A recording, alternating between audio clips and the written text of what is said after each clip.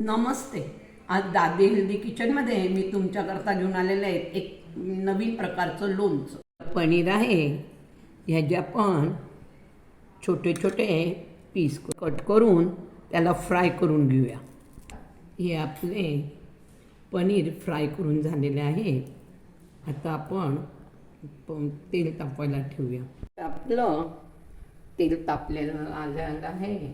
4 दाणे मोहरी, थोडंसं जिरं, 1-2 लवंग, 2 मिऱ्या. ही आपली मोहरी, जिरं, लवंग, मिरी तडतडायला लागलेली आहे. आता अर्धा चमचा हिंग बंद करून घेऊया.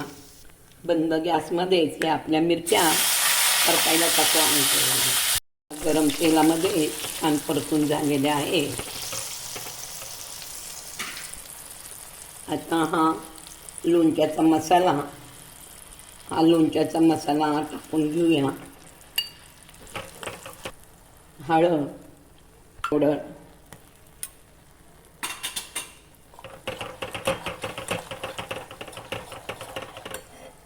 मीठ, साधाने,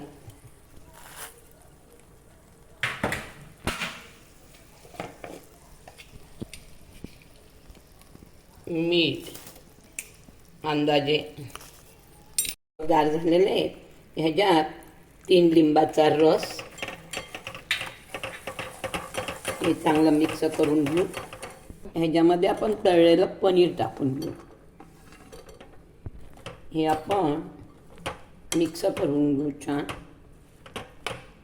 हे आपलं छान मिक्स करून झालेलं आहे. तुम्हाला हवे असेल तर तुम्ही अजून तेल टाकू शकता. हे आपलं लोणचं तयार झालेलं आहे. पनीरचं लोणचं नवीन काहीतरी करून पहा. लाईक करा, शेअर करा, कमेंट करा. आणि हे लोणचं फ्रीजमध्ये कमीत कमी 6 महिने टिकतं.